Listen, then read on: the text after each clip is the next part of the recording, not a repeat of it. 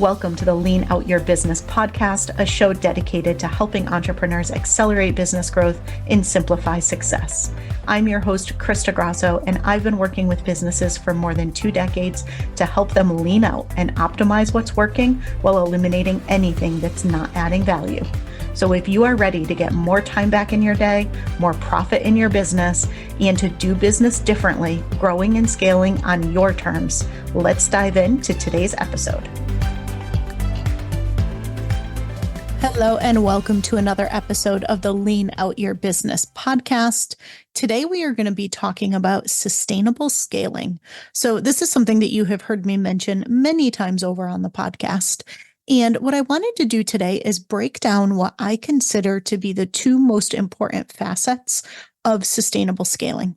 The word sustainability gets thrown around a lot, and it has a lot of different meanings.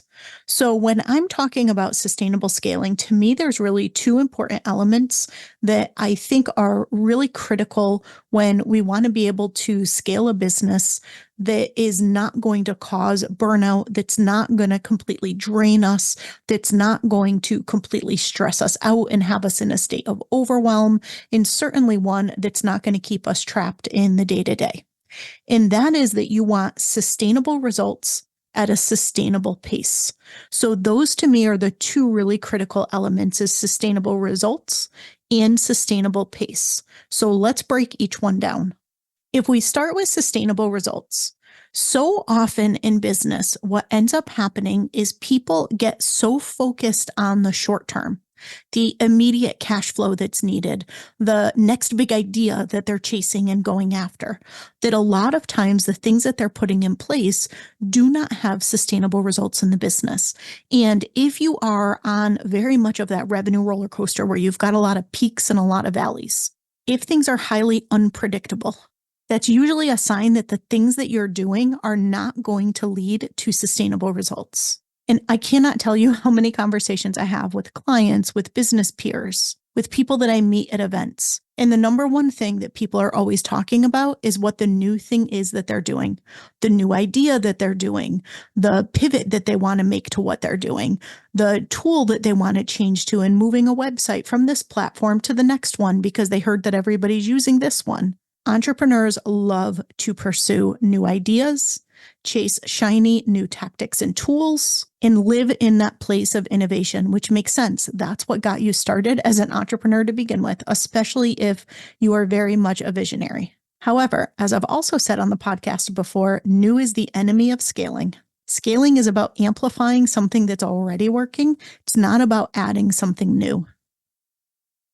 And when you're constantly doing new things, your results tend to be unsustainable because you do not do something long enough to get the sustainable results. And sustainable results are really important because that is where stability comes in your business. The reality is a really, really successful business is pretty boring. It means you've got something that's working that you can market, sell, and deliver over and over and over again. You've got a fairly high degree of predictability around how much revenue you're bringing in. You probably have a lot of recurring revenue that's coming in. You understand and really well manage your cash flow in your business.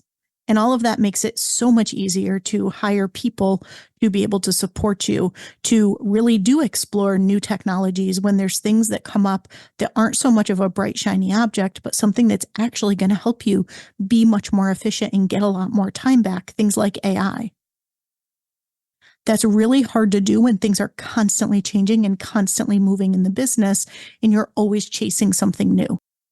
Now, I don't mean that something stays static. You're always going to be making continuous improvements. You're going to be trying different things, but the core of what you do in your business should stay largely the same. And it's more about optimizing that and amplifying that when you want to scale, as opposed to constantly introducing new things or making these big swinging changes and pivots. So when you want sustainable success, and you want sustainable results, you need to be really consistent. You need to do the same things over and over and over again. You need to embrace the boredom instead of fighting it. And you ultimately want to get to a place where things are pretty stable, things are pretty steady, things are pretty predictable. And all you're doing is trying to make micro improvements to get better and better results, more profit, less time, but without major dramatic shifts. Now, the next piece of this is sustainable pace. We know that we always have different seasons and different cycles in our business where sometimes we're working more, sometimes we're working less. Right now, with the launch of Strategic Ops Institute, I am working way more than I normally do, but it's the season for that. It's exciting. I almost can't pull myself away from the computer because I'm so excited to be diving in and getting the brand launched and having conversations with people about it. So it is very much a season in the business journey where I'm doing more than I normally would. But I also know that what I'm currently doing, not a sustainable pace. And that's okay because I recognize this as the season I'm in, and I have a very clear plan for being able to transition my schedule back down to a sustainable pace once I get through the initial launch, which by the time you're listening to this has already happened. And if you missed our launch, and if you missed the launch party and the launch celebration and everything that I trained you on the future of operations, head over to leanoutmethod.com/ops replay, and you can catch the replay of the kickoff event and all of the magic that we went through to really set you up for success and scale in the new year. Hopefully you were there with me, but if you missed it, just head to that Ops Replay page and you can get caught up and get the behind the scenes on what's going on. So there's always periods in your business where you know you're going to be doing a little bit more, and that's fine. You're also going to have periods in your life where things come up and you need to be shifting your focus there, and you're going to have less focus in your business. Or there's points in time in your business, especially if you've got your business to a place of more sustainable results, where you yourself can take a step back, especially if you're bringing in that right-hand person or someone who can help run the business for you and really guide your team to achieving the vision without you having to be the one that makes all the decisions and do all the things. There's a lot of different things that can happen in the business that can impact your pace. However, what you want to be really, really careful of and really considerate of is, are what you're currently doing, especially if you are in a place where you are working way more than you want to, or where the work that you're doing is not fueling you, it's draining you. You're spending too much of the time that you're working on things that are not really aligned with your zone of genius, your strengths, or your passions. Even if you're not overworking, it's the quantity and the quality of the time do not match where you want to be. If you are in that place, then you're very much in a place where your pace is not going to be sustainable. And what you want to recognize is it a season that you're in? Is it that you've got a big launch coming up next month, and as a result of it, you're putting in a little bit extra work right now? Your team's putting a little extra work in right now, expected, understood, and this is key, that you're trying to learn from this so that the next time you do it, you don't have to put so much extra in or ask so much more of your team. If you want to be assessing, is your current pace sustainable? And if it's not, how can you make a shift, or when will that shift in the business? Now, the other thing that's really important here, what I see sometimes happen is when a founder does bring in a right-hand person, or when they start to build out their team, sometimes they end up in a place, which is really great, where they get more time back in their day. They end up with a lot more freedom and autonomy in what they're doing. They end up working a lot less, and that's all amazing. They end up at a more sustainable pace. Great. But what is happening behind the scenes is that their team that they brought in is not working at a sustainable pace. What happened is the founder basically transferred all of their overwork, all of their overwhelm, all of their complexity, all of their stress, all the things that weren't working for them. They got it off their plate by transferring it to their team. And then their team is in that same place, and their team is on a fast path to burnout, even if the founder has kind of fixed where they're at. And so when you look at sustainable pace, you want to look holistically across your entire business. Is your business operating at a sustainable pace, which is bigger than just you?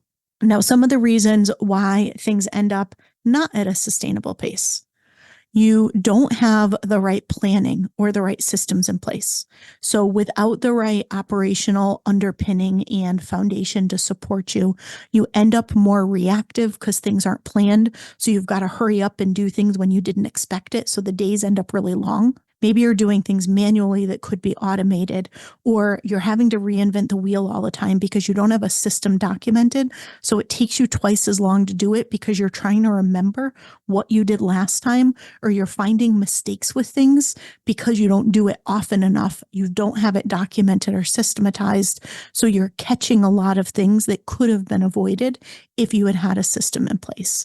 And again, when I say this, this applies to both you and to your team, depending on who's doing the work. The other root cause is you're simply doing too much. If you're doing way too much, if you're spreading yourself and your team too thin, if you're trying to achieve too many different things at once, or deliver and market and sell too many different things at once, that very much can lead to an unsustainable pace. At the end of the day, we want sustainable results at a sustainable pace. We want to know how much we're working. We want to be spending the time that we're working on the things that fuel us and align to our zone of genius and our strengths and our passions. We want to make sure that the time that we're spending are the things that are going to provide the biggest return. And we want to know that the results that we're getting aren't just quick win, immediate results, but they are also things that are going to last, that are going to sustain the business, that are going to give you some predictability around your revenue, around your cash flow, and that are ultimately going to make it where you are not burning yourself out, you are not burning your team out, and where you have a business that you are confident is going to last no matter what crazy thing happens in the economy or no matter what shifts happen in your market. You are ready to go in and make those small adaptations and be agile in the way that you go about it because you've got a solid enough foundation and a laser focus on what you do that you do over and over, better and better every single time you deliver it, where you know it just ends up being a small shift that you have to make instead of completely having to throw things out and reinvent from scratch. So if you do not have sustainable results, and if you are not working at a sustainable pace, the answer and where to start is the same. Get clear on where you want to go from a vision perspective. Set clear and laser focused goals and targets and keep it really minimal. Per quarter, you should have 1 to 3 goals max, not a list of 85 things that you're trying to achieve. Keep it really laser focused. And then make sure that you're putting in place the strategic plan that's going to connect that vision and goals down to the day-to-day actions that you're doing, and make sure that those things are not just focused on quick wins, but they are also building to the long term, and that you're doing things repeatedly while continuously improving them and making sure that you are planning what gets done within the capacity that you and your team has. It doesn't always sound as exciting as coming up with some great new idea and running it down, or implementing some new tool or strategy and running that down. But the repeated things that you do are where sustainability is, and that's ultimately where success is. I hope you got a lot of value out of this episode. I will see you again next week. Thank you for joining me for another episode of the Lean Out Your Business podcast. I hope you got a lot of value and actionable insights from today's show, and would love if you take a moment to leave us a review. If you have any questions on today's episode or on how to lean out your business, join us over in our private Facebook community, where every week we do live training and Q&A, and I'd love to have you be part of the conversation. Head to leanoutmethod.com/group to join us. And before you go, be sure to subscribe to the show so you're the first to know when we release a new episode. We'll see you next week.